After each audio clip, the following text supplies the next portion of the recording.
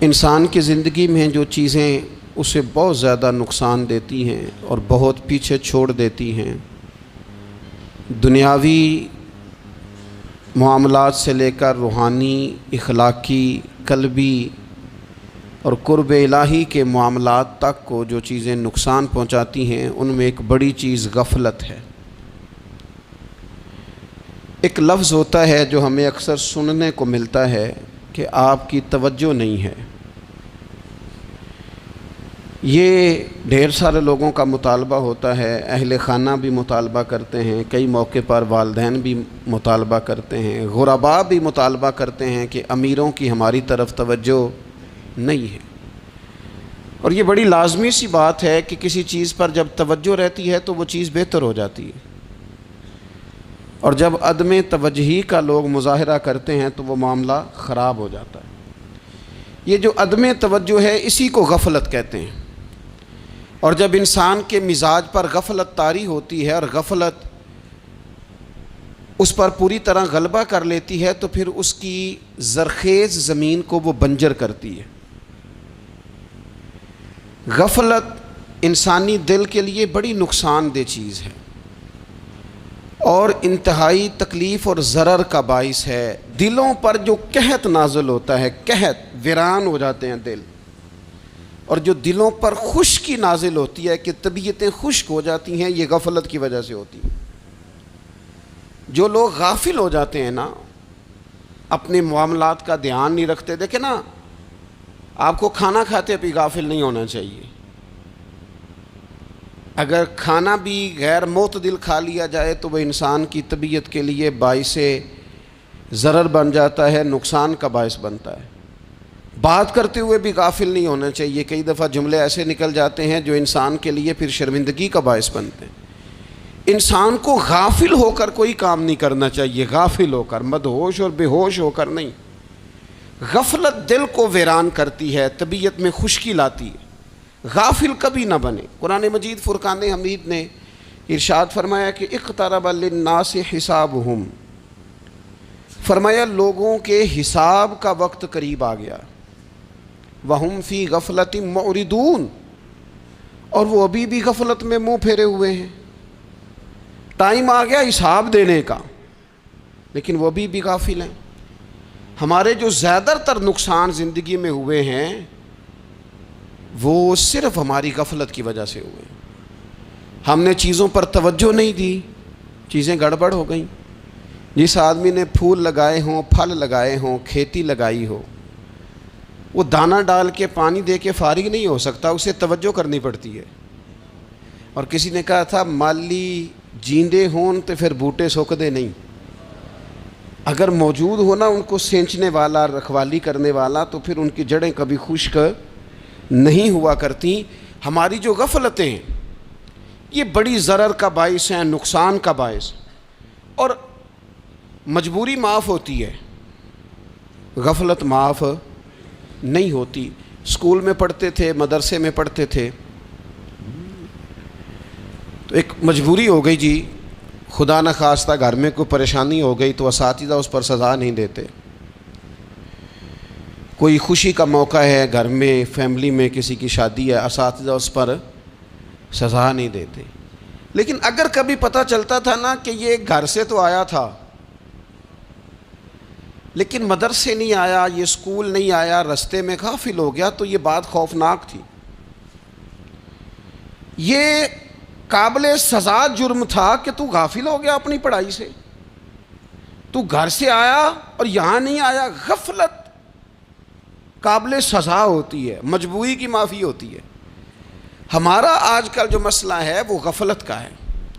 ڈھیر سارے لوگ ہیں، سمجھدار بھی ہیں، سیانے بھی ہیں، معاملہ فہم بھی ہیں، باشعور بھی ہیں، تعلیم کی ڈگریاں بھی رکھتے ہیں، لیکن اگر ان کی زندگیوں کی تکلیفوں کو دیکھا جائے اور بے آباد روح کو دیکھا جائے اور سجدوں سے ان کی دوری کو دیکھا جائے تو ایک ہی بات سمجھ میں آتی ہے کہ پتہ سارا ہے لیکن لے ڈوبی ہے غفلت، توجہ نہیں کی۔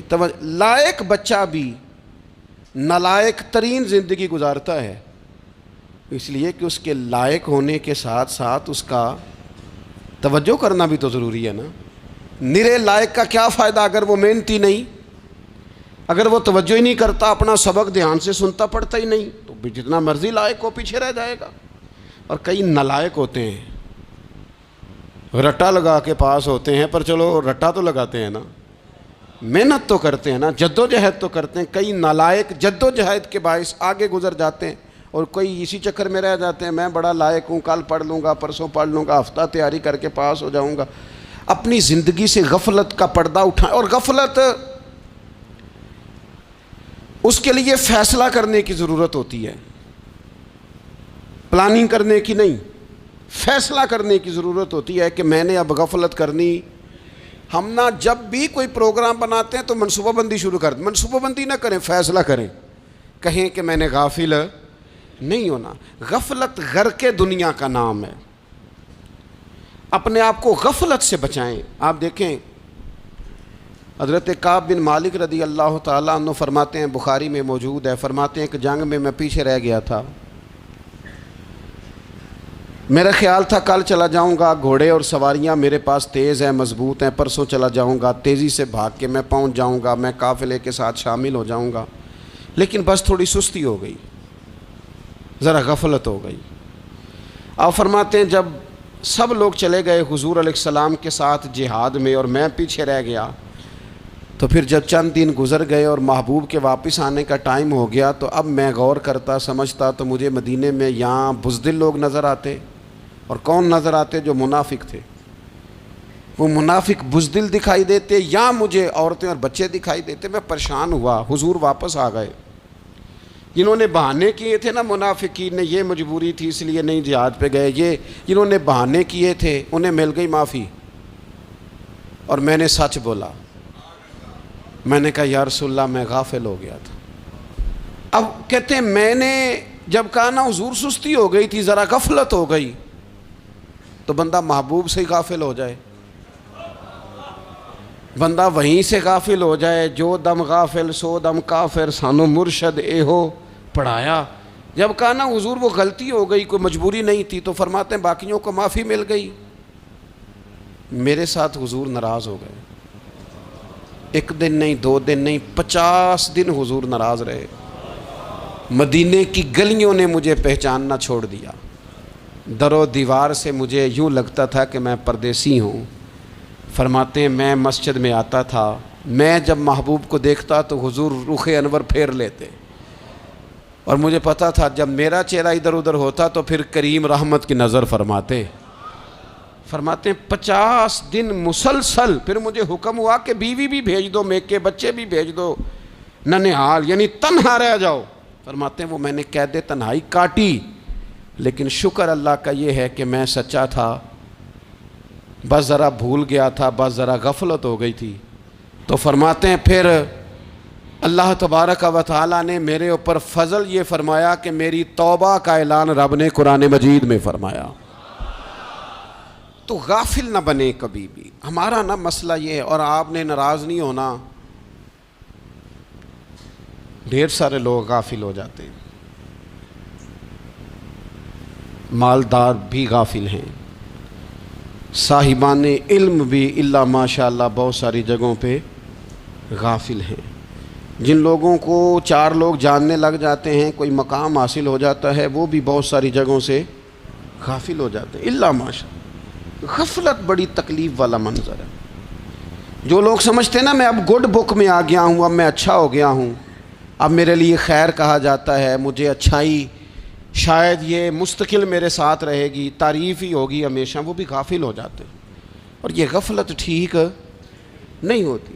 وجہ دیکھنی چاہیے کس وجہ سے انسان کو وقار مل رہا ہے، عزت مل رہی۔ اپنی زندگی سے غفلت کو اتار پھینکیں۔ تھوڑی دیر کی تو غفلت ہوتی ہے، لمبی تو نہیں۔ 2 منٹ کے لیے صرف اس نے ڈرائیونگ کرتے ہوئے چہرہ موبائل کی طرف کیا تھا، 2 ہی تو منٹ لگے تھے۔ لمحوں نے خطا کی تھی، صدیوں نے سزا پائی۔ لمحوں نے خطا کی تھی، صدیوں نے سزا پائی۔ ایک لمحے کے لیے غافل ہوئے تھے اور صدیاں، نسلیں روتی رہ گئیں پیچھے۔ بچے تڑپتے رہ گئے، اہل خانہ پریشان رہ گئے، ماں باپ ساری زندگی روتے رہے، لیکن یہ 2 منٹ کے لیے یہ غفلت جو ہے یہ بڑی تکلیف والا معاملہ. اپنی زندگی سے غفلت کو اتارنا ہے، غافل نہیں بننا، ہر وقت توجہ اور ساری باتوں پہ توجہ. بعض اوقات لوگ ایک طرف توجہ کر کے ایک طرف سے غافل ہو جاتے ہیں. نہ، توجہ ہمہ پہلو رکھنی ہے. ہمارے ذمے جتنے بھی حقوق ہیں ان سب پر توجہ، ہر چیز کا خیال. ایسا نہ ہو کہ عبادت کرتے رہ جائیں اور حقوق العباد ہم سے چھوٹ جائیں، اور حقوق العباد اتنے زیادہ ادا کریں. صاحب مجھے کہنے لگے ایک دفعہ بڑے وثوق کے ساتھ کہنے لگے جی معاذ اللہ ثم نہیں جی ٹائم ملتا پھر نماز دا کی کریے، روزی کمانا بھی تو عبادت ہے نا. تو میں نے کہا آپ نے عبادت کرنا ایک حصہ قبول کیا ہے، آپ نے کل عبادت نہیں قبول کی. عبادت کل ہے، ہمہ پہلو. ایک حصہ آپ قبول کر کے نکل گئے اور باقی آپ نے چھوڑ دی. تو کسی ایک طرف سے بھی غافل نہیں ہونا. جتنی ذمہ داریاں ہیں، جتنی ڈیوٹیاں ہیں، ان سب کا خیال. اور جو بڑا آدمی ہوتا ہے، بڑا گھر میں بڑا ہو، قبیلے میں بڑا ہو، علاقے میں بڑا ہو، ادارے میں بڑا ہو، کلاس میں بڑا ہو، جو بڑا ہے اس کی تو ساری آنکھیں کھلی ہوئی ہونی چاہیے. ایک ایک پر اس کی نظر ہونی چاہیے کہ میری کہاں ضرورت ہے، کہاں مجھے اشک شوئی کرنی ہے، کس کے ساتھ میں نے کس طرح محبت کا رویہ رکھنا ہے. غافل نہ بنے. اچھا جی اب کیسے پتہ چلے گا کہ ہم غافل ہیں؟ یہ کیسے پتہ چلے گا؟ آپ کسی بندے سے بھی پوچھ لیں حالات کیا ہیں تو کہتا ہے اللہ کا شکر ہے کبھی کسی کا دل نہیں دکھایا، اللہ کا شکر ہے جی زمانہ ہو گیا 5 نمازیں پڑھتا ہوں، اللہ کا شکر ہے جی. کیسے پتہ چلے گا غافل ہیں؟ پہلی علامت ہمارے علماء اور صوفیاء نے غافل بندے کی لکھی ہے. اس آئینے میں نے اور آپ نے اپنا آپ دیکھنا ہے. غافل بندے کی پہلی علامت یہ ہوتی ہے کہ وہ دنیاوی کاموں میں چست ہوتا ہے اور اللہ اور اس کے رسول کی فرما برداری میں سست ہوتا ہے. یعنی نماز کے وقت تو اسے نیند ستاتی ہے، پریشانی ہوتی ہے، لیکن اگر کسی جگہ مال مل رہا ہو، پیسے مل رہے ہوں، وہاں جانا ہو تو پھر اسے کوئی چیز بھی تنگ نہیں کر. دنیاوی کاموں میں چست ہوگا، یعنی ٹی وی کے آگے، موبائل کے آگے وہ گھنٹوں بیٹھا ہوا ہے. اور اگر اسے 25 منٹ قرآن پاک سننا پڑ جائے، اگر اسے 20 منٹ دینی محفل میں بیٹھنا پڑ جائے، اگر اسے کہا جائے کہ تو 20 رکعت نماز نفل ادا کر، دنیاوی کاموں میں چست ہے، دینی کاموں میں، یہ غفلت کی پہلی علامت. پھر ذاتی معاملات پہ پیسہ خرچ کرنا ہو تو ڈھیر سارا ہے، کسی غریب کی مدد کرنی ہو تو. وہ ہمارے ایک دوست ہیں، وہ اکثر کہا کرتے ہیں، وہ کہتے ہیں آج کل کسی سے کہنا فلائی کام میں، دینی کام میں، کسی کی مدد میں کچھ 4 پیسے خرچ کرنے ہیں تو لوگ کہتے ہیں ہاتھ تنگ ہے. ہاں کوئی سستا پلاٹ ملتا ہو نا، اور اگر یہ سمجھ آ جائے کہ وہ مجبور ہے بیچارہ بیچنے والا، تو پھر کہتے ہیں میں 2-3 دوستوں کو پھاڑ لے سن. ذاتی کاموں میں جب بندہ چست ہو اور دینی کاموں میں سست ہو تو مطلب یہ ہے کہ بندہ غافل ہے. پہلی علامت غفلت کی. اور غفلت کی دوسری نشانی یہ ہے کہ انسان گناہ کے کاموں کو معمولی سمجھنے لگ جاتا ہے. یہ غافل بندے کی نشانی ہے. گناہ کو معمولی سمجھتا ہے، چھوٹا سمجھتا ہے. آج کل لوگ کہتے نہیں میں کو اکیلا کر رہا ہوں، ساری دنیا ہی کرتی ہے. اور جناب کیا ہو گیا، اگر یہ غلطی ہو گئی تو بندے سے ہو ہی جاتا ہے. گناہ کو معمولی سمجھنا، چھوٹا سمجھنا اور کہنا پھر کیا ہو گیا ہے، انسان سے غلطی ہو جاتی ہے. آپ دیکھ لیں کہ سینکڑوں بیسیوں گناہوں کا بوجھ ہمارے سروں پہ ہوتا ہے، لیکن کوئی ہمارا دبدبہ ہے، کوئی ہماری گفتگو ہے، کوئی ہمارے جملوں میں خود پسندی ہے، کوئی ریاکاری ہے، کوئی تصنع ہے. یہ غافل بندے کی علامت ہے. نبی اکرم صلی اللہ تعالیٰ علیہ وآلہ وسلم نے فرمایا مومن اپنے گناہوں کو پہاڑ کی طرح سمجھتا ہے. یہ بخاری میں حدیث ہے. مومن پہاڑ کی طرح جانتا ہے اور وہ ڈرتا ہے کہ کہیں وہ پہاڑ اس کے اوپر گر نہ جائے، یعنی کہیں مجھے میرے گناہ کی سزا نہ مل جائے. چھوٹے گناہ کو بھی پہاڑ جانتا ہے، یار مجھ سے غلطی ہو گئی، مجھے ٹھیک کر لینی چاہیے، مجھے معافی لے لینی چاہیے، مجھے توبہ کر لینی چاہیے. مومن اپنے اوپر گناہ کو پہاڑ کی جانب سمجھتا ہے.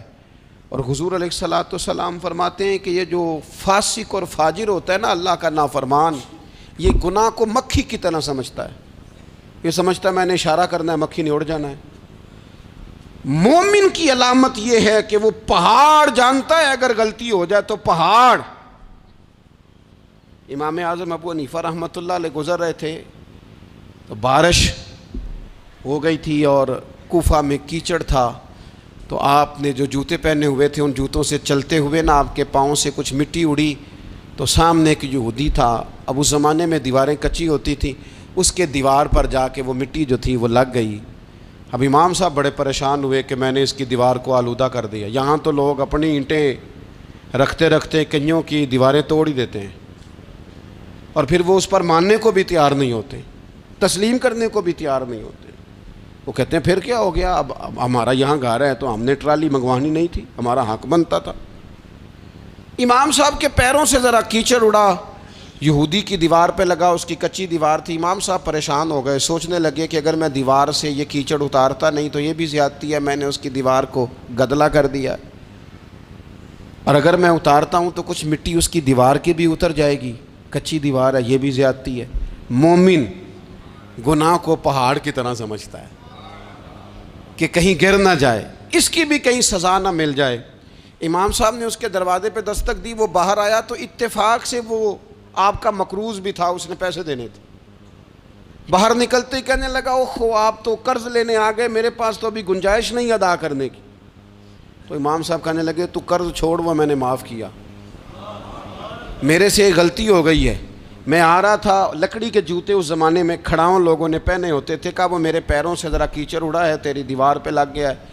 اب میں بڑی دیر سے کھڑا سوچ رہا ہوں کہ اگر میں تیری دیوار صاف نہ کروں تو میں نے یہ میلی کر دی، گدلی کر دی، یہ بھی بات درست نہیں ہے، زیادتی، اور اگر میں اسے صاف کرتا ہوں کچی دیوار سے کچھ مٹی اتر جائے گی تو یہ بھی زیادتی ہے، اب تو بتا میں کیا کروں۔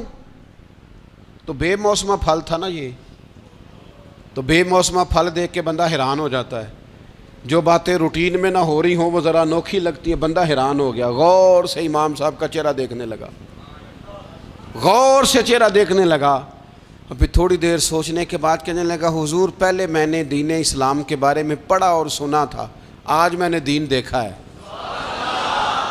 پہلے میں نے سنا تھا کہ دین اسلام اس طرح کا ہے، آج میں نے دین۔ ہم نہ پوری دنیا کے کافروں کو دین سنانا چاہتے ہیں، دکھانا نہیں چاہتے، ہم نیک نظر آنا چاہتے ہیں، نیک بننا نہیں چاہتے، ہم نیک نظر آنا چاہتے۔ نتیجہ کیا نکلتا ہے کہ کچھ عرصے کے بعد پتہ چل جاتا ہے بندہ کس لیول کا نیک ہے، کیا معیار ہے اس کی نیکیوں کا۔ کہنے لگا حضور پہلے میں نے دین سنا تھا، آج دیکھا ہے۔ آپ وہ مٹی کی دیوار پر جو کیچڑ لگ گیا ہے، دیوار کو بعد میں صاف کیجئے گا، پہلے کلمہ پڑھائیں تاکہ میرے اندر کا کفر صاف ہو جائے، مجھے مسلمان کر دیں۔ تو غافل آدمی جو ہوتا ہے نا وہ پھر تیسری بات، جب بندہ بہت زیادہ غافل ہو جاتا ہے پھر اعلانیہ گناہ کرنے لگتا ہے۔ ایک گناہ پھر اس کا اظہار گناہ، ایک بندہ حدیث پاک میں آتا ہے ایک بندہ رات کو کوئی غلطی کرتا ہے، اللہ تعالیٰ اس پہ پردہ ڈال دیتا ہے، لیکن وہ سویرے خود لوگوں کو بتاتا پھرتا ہے میں نے یہ کیا، میں نے یہ کیا۔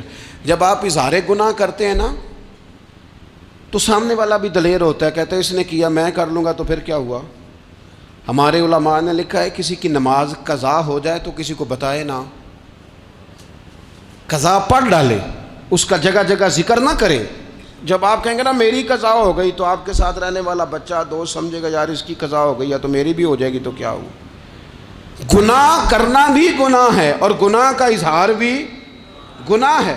نبی اکرم صلی اللہ تعالیٰ علیہ وآلہ وسلم نے ارشاد فرمایا میری ساری امت کو معافی مل جائے گی سوائے ان لوگوں کے جو اعلانیہ گناہ کرتے ہیں۔ یہ بخاری مسلم دونوں میں حدیث موجود ہے۔ جو اعلانیہ گناہ، جنہوں نے خود ساری دنیا کو گواہ بنا لیا، میں نے یہ بھی جرم کیا، یہ بھی کیا، یہ بھی کیا، یہ بھی کیا، خود انہوں نے لوگوں کے، بہت بڑے غافل آدمی کی علامت ہے کہ گناہ کرے اور پھر اوپر سے اعلانیہ گناہ کرے، اتنا بڑا جرم کرے۔ پھر چوتھی علامت اگر ہم دیکھنا چاہیں کہ ہم غافل تو نہیں، تو غافل بندے کی چوتھی علامت یہ ہوتی ہے کہ وہ فضول کاموں میں وقت بڑا ضائع کرتا ہے، فضولیات میں، ادھر بیٹھے ہیں ادھر بیٹھے ہیں، یہاں گپ شپ ہو رہی ہے، وہاں موبائل دیکھا جا رہا ہے، پھر کچھ ٹائم ملا ہے تو پھر کہیں دور دراز کسی ہوٹل پہ کھانا کھانے چلے گئے، پھر کچھ ٹائم ملا تو چلو نکلتے ہیں ذرا کوئی ہفتہ سیر کر آتے ہیں، یہاں گپ شپ ہے، فلاں کو ڈسکس کر لیتے ہیں، فلاں کے بارے میں بات کر لیتے ہیں، سیاسی تبصرے کر لیتے ہیں، یہ تھوڑی گفتگو ہو جاتی، چلے محلے داروں پہ تبصرہ شروع کرتے ہیں، کون روٹی زیادہ کھا رہا ہے اور کس کے پاس پیسے زیادہ آ گئے، چلو جا کے پتہ کرتے ہیں، حالانکہ یہ پتہ نہیں کرنا چاہیے تھا، پتہ تو اس کا کرنا چاہیے تھا جو بیچارہ کل سے بھوکا ہے، خبر تو اس کی رکھنی چاہیے تھی جس بیچارے کے گھر میں بچوں کے لیے پہننے کو کپڑے موجود نہیں ہیں، اس پر تبصرہ یہ کرتے ہیں کہ یہ محنت کیوں نہیں کرتے، اور اگر کسی پر اللہ عطا کر دے پھر حساب ضرور لگاتے ہیں کہ ذرا معلومات کرو یہ اتنی جلدی آگے کیسے نکل گئے۔ غافل بندے کی علامت ہے وقت کا ضائع کرنا اور فضول کاموں میں ضائع کرنا اور بلا وجہ ضائع، اور ایسے سوالات کرنا جن کی ضرورت ہی کوئی نہیں، بالکل ضرورت ہی نہیں، کوئی مطلب ہی نہیں، لیکن ہم لوگ وقت ضائع، یہ غفلت کی علامت، غفلت۔ اللہ والوں کی علامت کیا تھی؟ ایک بات انہوں نے زندگی میں لے لی، سیکھ لی، پھر ساری زندگی اسی پہ گزار دی، ان کا ارادہ تھا نا کشکول سیدھا کیا۔ کچھ لوگ ساری زندگی لیکچر قبول لے کے سن کے پھر بھی سمجھنے کو تیار، یہ غافل دل کی علامت ہے۔ اس لیے نبی پاک صلی اللہ تعالیٰ علیہ وسلم نے فرمایا دو نعمتیں ایسی ہیں جن میں اکثر لوگ غفلت میں ہیں، ایک صحت اور دوسری فراغت۔ لوگ بلا وجہ وقت ضائع کرتے ہیں، اللہ نے صحت دی ہے کسی خیر کے کام میں لگائیں، اگر آپ کے پاس فارغ وقت ہے تو قرآن پاک کو یاد کریں، ترجمہ اور تفسیر سے پڑھیں، محبوب پاک علیہ السلام کی احادیث کو یاد کریں، اللہ والوں کی باتیں سنیں، وقت ملے تو عبادات میں لگائیں، نوافل میں لگائیں، تلاوت میں لگائیں، ذکر اذکار میں لگائیں، اور پھر اللہ مزید توفیق عطا کرے تو کسی کے بھلے میں وقت لگائیں، گلی سے کوئی کانٹا اٹھائیں، کوئی روڑا اٹھائیں، کوئی کسی کی مدد کریں، لیکن یہ غافل ہونے کی علامت ہے کہ اپنے وقت کو ضائع کرنا۔ اور پھر اسی طرح غفلت کی پانچویں علامت یہ ہے کہ اگر بندے کو دنیا سے پورا پیار ہو جائے، یعنی شب قدر میں بھی آ کے کہتا ہے یا اللہ کبھی پیسے دے دینا، شب برات والے دن بھی کہتا ہے کہ مالک اگر کبھی کوئی ایسا سبب لگ جائے نا، یعنی بیت اللہ شریف کے سامنے کھڑے ہو کے بھی اگر اس نے مال ہی مانگنا ہے وہاں بھی اس نے یہی سوال کرنا ہے، حب دنیا اتنی غالب آ جائے تو یہ غافل ہونے کی علامت۔ دنیا ضرورت ہے، مقصد نہیں ہے، دنیا کی حاجت ہے، مقصد نہیں ہے، یہ مقصود نہیں۔ اور جب لوگ فقط دنیا کے مال کو، دولت کو، نبی پاک علیہ السلام نے فرمایا وہ لعنتی ہے جو درہم اور دینار کا بندہ بن گیا ہے، پیسوں کا بندہ بن گیا ہے، مل جائے تو خوش ہوتا ہے، نہ ملے تو تکلیف میں آ جاتا ہے، یہ غافل بندے کی علامت۔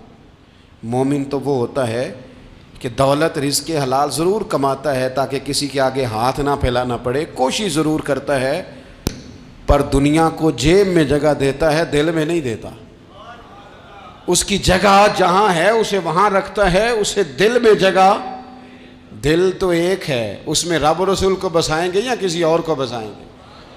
تو حب دنیا یہ غافل ہونے کی بہت بڑی علامت ہے۔ پھر اسی طرح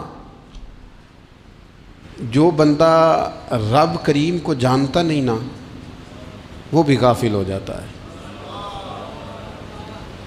ایک تو جو یہ نہیں نہ جانتا کہ رب کریم سزا دے گا، وہ مجھے دیکھ رہا ہے، اسے نہ اونگ آتی ہے نہ نیند آتی ہے، جو اس کی معرفت نہیں رکھتا کہ میرا رب ہر وقت مجھے دیکھ رہا ہے، وہ بھی غافل ہو جاتا ہے۔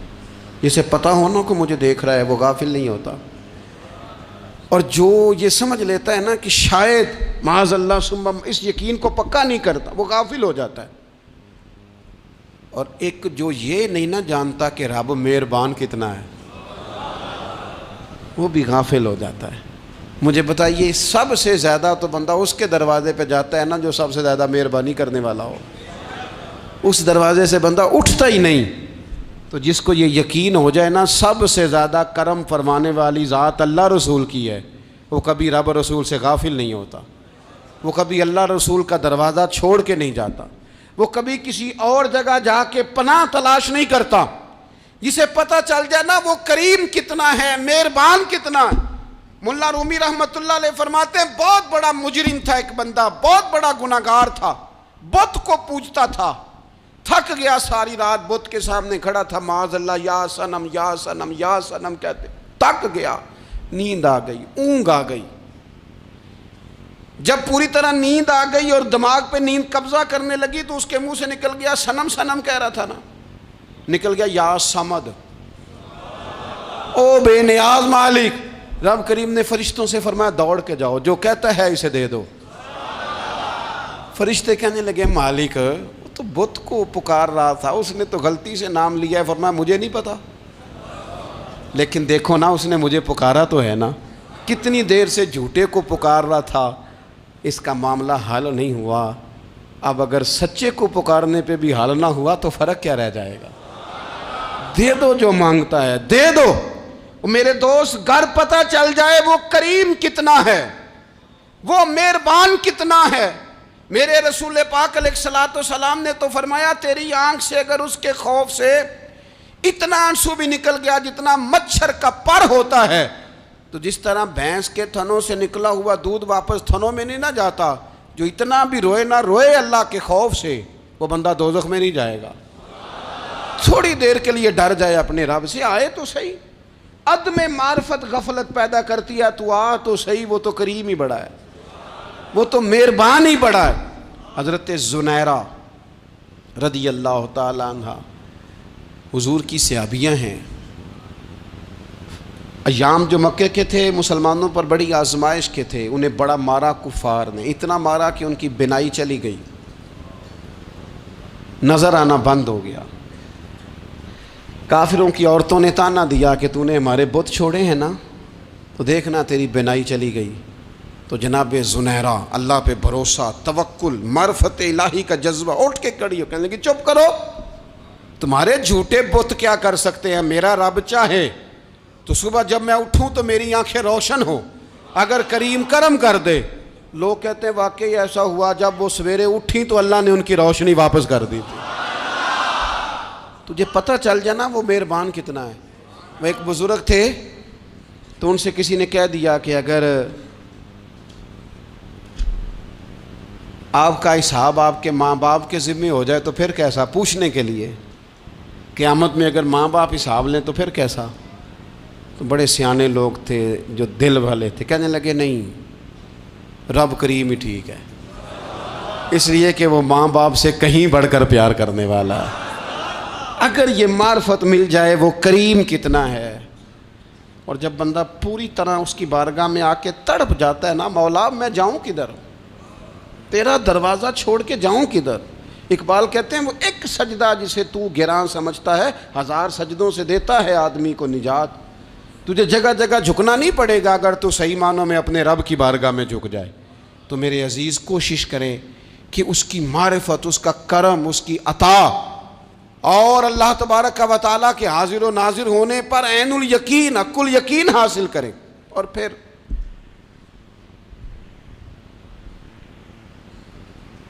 آٹھویں بات یہ ہے کہ غافل لوگوں کی صحبت بھی بندے کو غافل کر دیتی ہے۔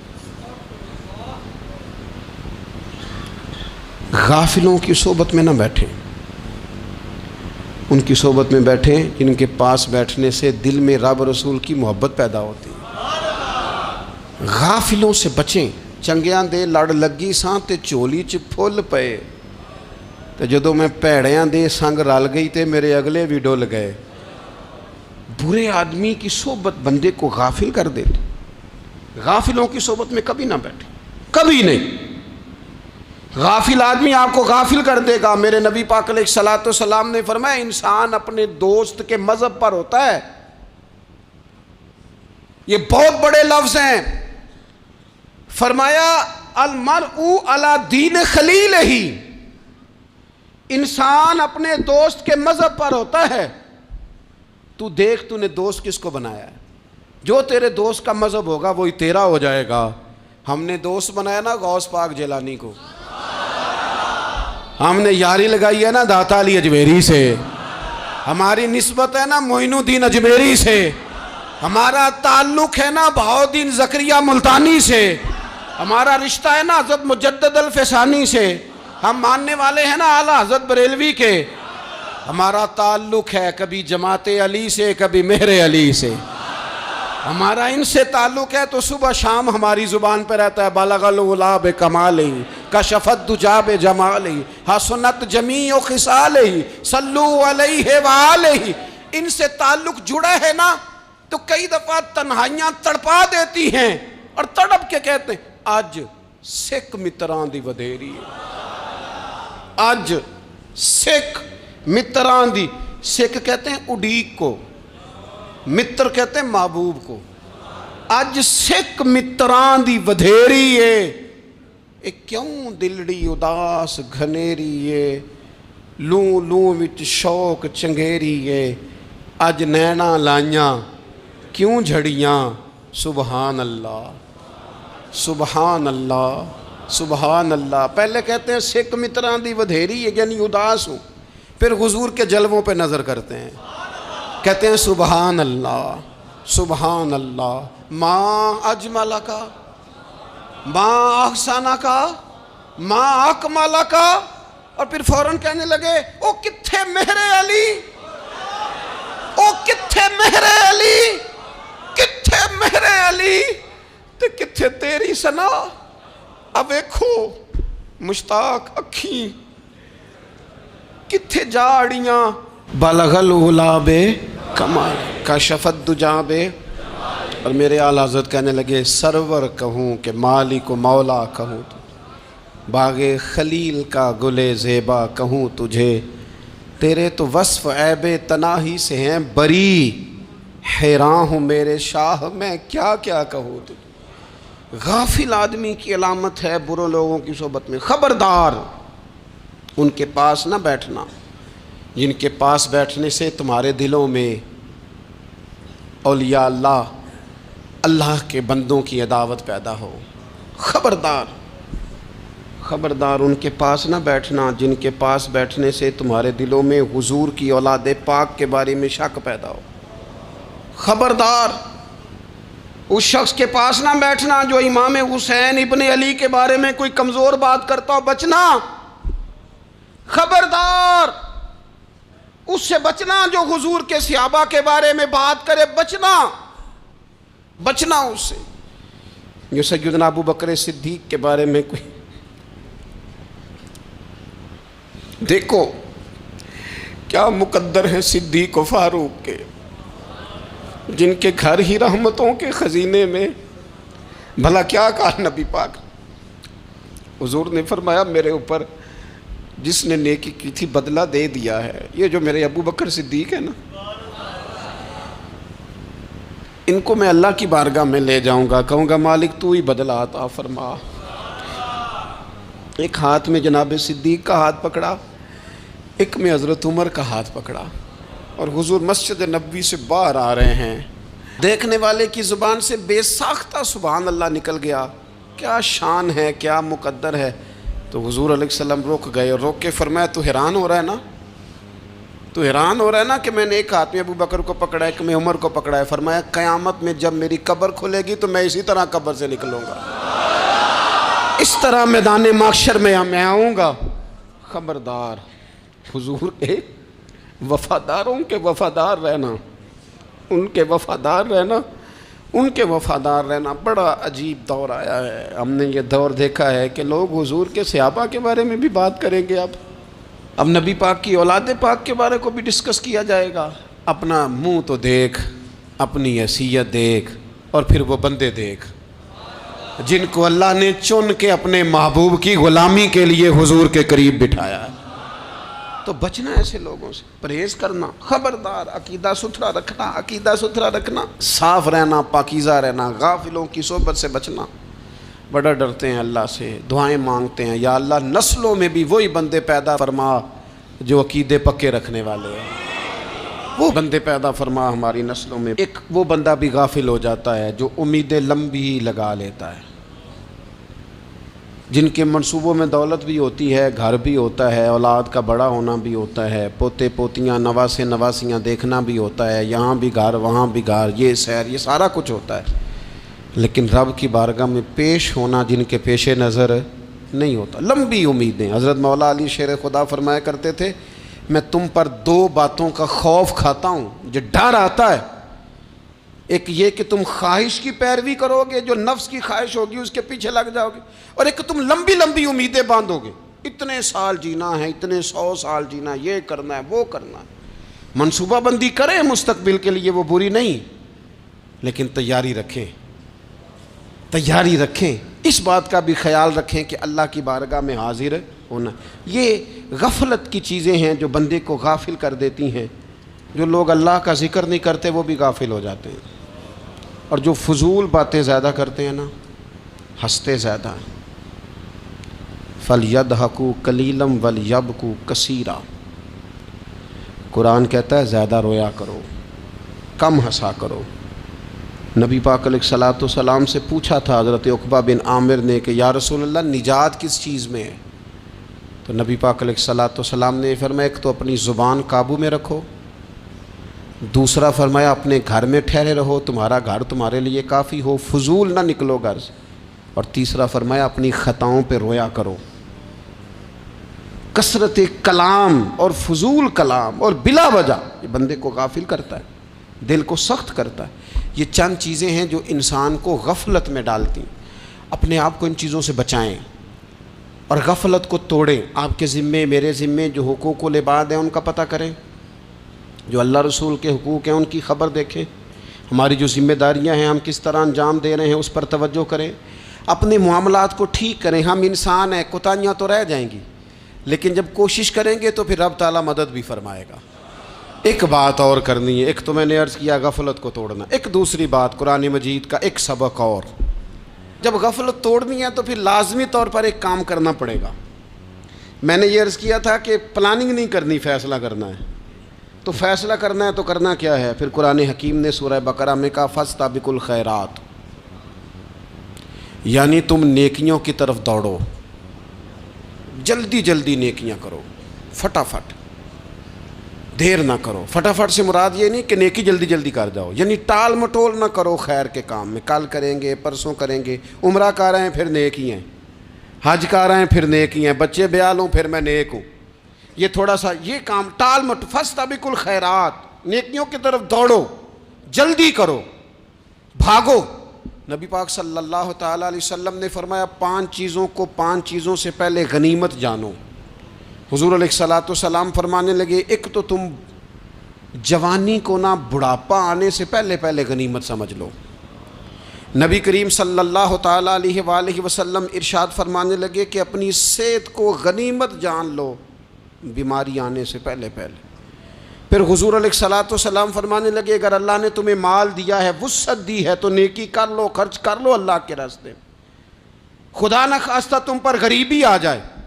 اور پھر حضور سید عالم صلی اللہ تعالیٰ علیہ وسلم فرمانے لگے اگر تمہیں اللہ نے کچھ فراغت دی ہے، بہت زیادہ مصروف نہیں ہو، تو غنیمت جان لو، جلدی سے نیکی کر لو قبل اس کے کہ تم مشغول ہو جاؤ۔ اور 5ویں بات حضور نے بیان کی، فرمایا زندگی کو غنیمت جانو موت آنے سے پہلے پہلے، جلدی سے نیکی کر لو۔ نیکی کے لیے ساری زندگی منصوبہ بندی نہ کرتے رہو، نیکی کے لیے دیکھو نا، ہماری زندگی میں یہاں دنیا میں رہ کے چند منٹوں میں وہ نیکی کی جا سکتی ہے جو قیامت کے بعد صدیوں کا ہمارا فائدہ کرے گی، صدیوں کا فائدہ کرے۔ کرتے نہیں، پلاننگ کر رہے ہیں، منصوبہ بندی کر رہے ہیں، بس تیاری کر رہے ہیں، بس حضرت آپ دعا کر دیں، اللہ تعالیٰ دعائیں بھی قبول فرمانے والا ہے، لیکن جو نیکی نصیب ہوتی ہے اسے جلدی سے کر گزریں، اسے فٹافٹ کریں۔ میں ایک گاؤں میں گیا، اب تو خیر وہ دور نہیں رہا، یہ 10-15 سال 20 سال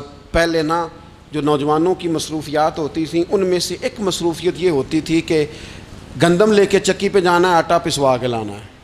یہ ایک بڑی، چونکہ سبھی گھروں کے اندر سال کے لیے گندم سٹاک کر لی جاتی تھی، تو گندم لے کے جانا یہ ایک ڈیوٹی ہوتی تھی۔ ایک نوجوان ایک گاؤں میں، اس کی مجھے تعریف سننے کو ملی، تو ایک بوڑھی اماں کہنے لگی یہ تو بڑا نصیباں والا ہے، سارے دا آٹا پیا لے ہوندا ہے۔ اور آتے جاتے پوچھ لیتا ہے کہ اماں کوئی، کہنے لگی میرے بچے باہر ہوتے ہیں، یہ مجھے دوائی بھی لا دیتا ہے شوگر کی، میں مریضہ ہوں. یعنی خیر جتنی ہو سکے جتنی. میرے ایک سنگی ہیں تو سڑک پہ کوئی بندہ کھڑا ہوتا ہے نا، اللہ تعالیٰ انہیں سلامت رکھے، بندہ کھڑا ہوتا ہے تو کہتے ہیں میں اس سے پوچھ لیتا ہوں بابا جی کدھر جانا ہے، فلانی جگہ جانا ہے، تو کہتے ہیں میں موٹر سائیکل پہ بٹھا لیتا ہوں. بندہ دیکھ کے مجھے سمجھ آ جاتی ہے ضرورت مند ہے، کوئی چور نہیں، کوئی ڈاکو نہیں، ضرورت مند ہے. میں اسے منزل تک نیکی جتنی میسر آئے، جس حد تک میسر آئے. کیا کہا ہمارے نبی پاک علیہ السلام نے؟ حضور نے ہم سے فرمایا کچھ نہ ہو سکے تو بات ہی مسکرا کے کر لینا، اس پر ہی اللہ صدقے کا ثواب عطا کر دے. فاستبقوا الخیرات، جلدی سے نیکی کر لو. اپنے نامہ اعمال میں روز نیکیاں جمع کرو، کوئی نہ کوئی خیر کا کام روز کرو اور جلدی سے کرو. صحیح مسلم میں حدیث ہے، نبی پاک صلی اللہ تعالیٰ علیہ وسلم فرمانے لگے جلدی جلدی نیکی کے کام کر لو ان فتنوں سے پہلے جو اندھیری رات کے حصوں کی طرح فتنے ہوں گے. فرمایا اس وقت حال یہ ہوگا کہ آدمی صبح مومن ہوگا، شام کو کافر ہو جائے گا، شام کو مومن ہوگا تو صبح کافر ہو جائے گا. اور فرمایا لوگ دنیا کے بدلے اپنا دین تک بیچ ڈالیں گے. معاذ اللہ جھوٹی قسمیں نہیں کھائی جاتی، جھوٹا قرآن مجید نہیں لوگ اٹھا لیتے. لوگ دنیا کے لیے دین بیچ ڈالیں گے. اس سے پہلے جب فتنے اتنے زیادہ ہو جائیں، اس سے پہلے نیکی کر لو، کوئی خیر کا کام کر لو، جلدی سے کچھ ایسا کر لو. حضرت عقبہ بن حارث رضی اللہ تعالیٰ عنہ فرماتے ہیں یہ دیکھیں ہمارے نبی پاک علیہ السلام کی سیرت کیا ہے، حضور کا اسوہ کیا ہے، نبی پاک علیہ السلام ہماری تربیت کس طرح کرتے ہیں. حضرت عقبہ بن حارث رضی اللہ تعالیٰ عنہ کہتے ہیں ہم نے نبی پاک علیہ السلام کے ساتھ عصر کی نماز پڑھی، یہ صحیح بخاری میں موجود ہے. فرماتے حضور سلام پھیرتے ہی فوراً اٹھ کے گھر تشریف لے گئے. یہ ہمارے لیے انوکھی بات تھی، غیر متوقع تھی، پہلے کبھی ایسا ہوا نہیں. سلام پھیرا نماز کا، حضور جلدی سے تشریف لے گئے. اب ہم حیران تھے اور حیرت انگیز طور پر حیران تھے کہ کریم اتنی جلدی تشریف لے گئے. تھوڑی دیر ہوئی حضور واپس آ گئے تو محبوب پاک علیہ السلام فرمانے لگے گھر میں ایک چھوٹی سی ڈلی، ایک چھوٹا سا ٹکڑا سونے کا پڑا تھا، مال آیا تھا سارا صدقہ کر دیا، وہ تھوڑا سا پڑا تھا، اچانک مجھے یاد آیا وہ تو پڑا رہ گیا. تو حضور فرمانے لگے میں نے کہا کہیں ایسا نہ ہو جائے کہ ساری رات گزر جائے اور میرے گھر میں پڑا ہی رہ جائے، میں جلدی سے جا کے اسے خیرات کر دوں. میں نے خیرات کیا پھر میں واپس آ گیا ہوں.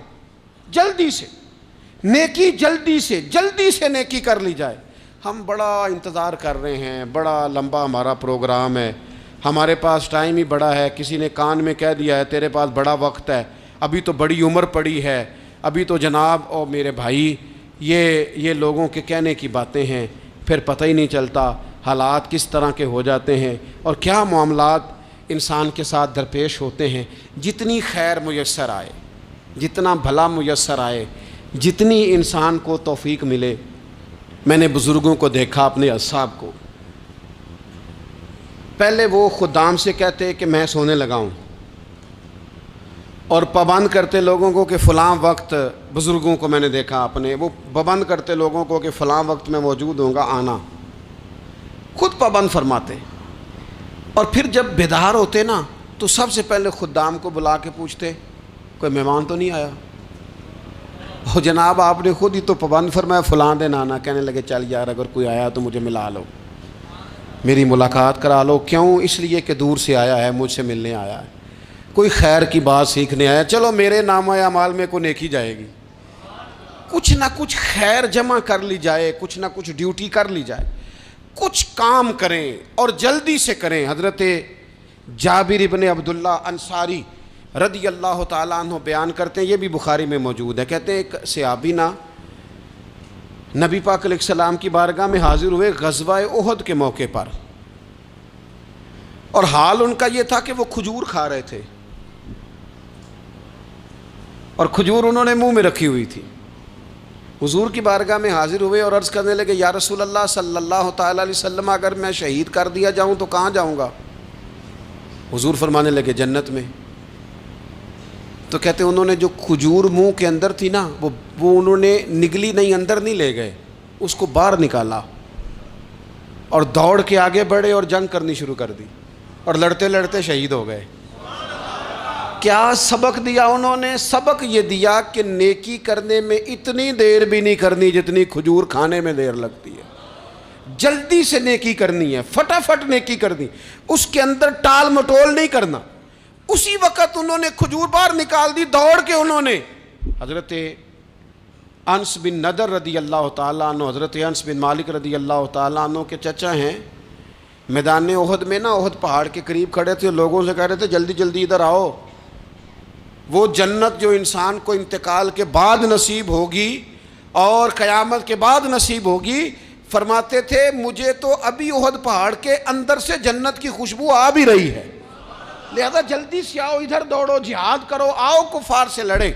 تو نیکی میں دیر نہیں کرنی، جو نیکی میسر آتی ہے، جس کو میسر، ماں باپ میسر ہیں تو خدمت کر لیں، اہل خانہ ہیں تو حسن سلوک کر لیں، اللہ نے اولاد دی ہے تو اچھی تربیت کر لیں، دوست ہیں تو خیر خواہی کر لیں، اگر آپ کو اللہ رمضان عطا کرتا ہے تو زیادہ سے زیادہ اس کی عبادت کر لیں، اگر نظر ٹھیک ہے تو تلاوت زیادہ سے زیادہ کر لیں، زبان چلتی ہے تو رج رج کے مدینے والے محبوب پہ درود و سلام پڑھ لیں، اللہ تعالیٰ کا ذکر کر لیں، جلدی سے خیر جمع کریں، اپنے وقت کو ضائع نہ کریں۔ یہ آج کا سبق ہے۔ ایک تو ہم نے فیصلہ کرنا ہے کہ بس غفلت نہیں، اب غفلت اب انشاءاللہ اللہ اللہ کرنی ہے، اب کوئی خیر کا کام کرنا ہے۔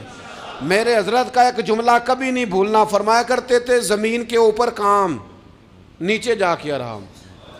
یہ چھوڑ دیں، اتنے گھنٹے سونا ہے تو یہ کرنا ہے تو میری نیند میں دخل کوئی نہ ڈالے، پھر سوتے ہی رہ جائیں گے، سوتے ہی رہ جائیں۔ زمین کے اوپر کام اور نیچے جا کے جاگنا ہے، جاگ لے افلاک کے سائے تلے، پھر حشر تک سوتا رہے گا خاک کے سائے تلے۔ اب جاگ لے افلاک کے سائے کے نیچے، جاگ، کھول آنکھیں، ہر وقت کا سونا، ہر وقت سونا، ہر وقت جو اپنے آرام کی فکر کرنا، اس سے نکل آئیں اور اچھا کھانا اور اچھا پہننا اور بس اپنی مرضی کی زندگی من چاہی جینا، اس سے باہر آئیں۔ فیصلہ کریں، فیصلہ کہ اب غفلت نہیں کرنی، اگر اللہ نے کوئی صلاحیت دی ہے تو اسے دین کے کام پہ لگانا ہے، کوئی ڈیوٹی کرنی ہے، کوئی خدمت کرنی ہے۔ دیکھو خدمتیں ہو رہی ہیں، صدیق اکبر مال دے رہے ہیں، عثمان غنی مال دے رہے ہیں، مولا علی نے تلوار پکڑی ہے، میدان میں جا رہے ہیں، فاروق اعظم گلی گلی نگر نگر رسول اللہ کے دین کی پہرے داری کر رہے ہیں، حضرت جناب سیدنا سلمان فارسی ابو ذر غفاری حضور کی مسجد میں جھاڑو دے رہے ہیں، اور بلال حبشی وہ نبی پاک کی مسجد میں اذان پڑھتے پڑھتے رب نے اتنا عروج فرمایا کہ کعبے کی چھت پہ کھڑے ہو کے بھی اذان پڑھنی شروع، انہوں نے اذان دے دی۔ تو کوئی کام کرنا ہے، غفلت کو توڑنا ہے اور نیکی کرنی ہے، ذرا جلدی جلدی خیر کا کام کرنا ہے، نہیں ایسے نہیں، فٹافٹ۔ کیسے جی؟ فٹافٹ۔ تو فٹافٹ کام کریں خیر کا، جلدی جلدی۔ تو یہ خیر کا کام فٹافٹ، جلدی جلدی اور بڑی جلدی اور دوڑ دھوپ کے، اور جب آپ کرتے جائیں گے نا تو پھر اللہ تعالیٰ مواقع بناتا جائے گا۔ آپ سے میری اپیل ہے، بالخصوص میرے ساتھ جو وابستہ سنگی ہیں، جو پیار کرنے والے ہیں، دو باتیں آج آپ نے لے کے جانی ہیں گھر۔ یہی لنگر ہے، یہی آپ کے لیے دعا ہے، یہی ہمارے بزرگوں کا فیض ہے، یہی نصیحت ہے کہ آپ نے یہ دو باتیں لے کے جانی ہیں۔ غفلت توڑ دینی ہے، فیصلہ کرنا ہے کہ آج کے بعد غافل نہیں ہونا، اور دوسری یہ بات لے کے جانی ہے کہ نیکی جلدی جلدی، فٹافٹ فیصلہ، فٹافٹ نیکی، ایک کر کے پھر انشاءاللہ دوسری کر کے پھر انشاءاللہ تیسری کر کے پھر انشاءاللہ چوتھی، یہ شروع کرنی ہے، اور آپ دیکھیں گے اللہ تعالیٰ مہربانی فرمائے گا، مدد کرے گا۔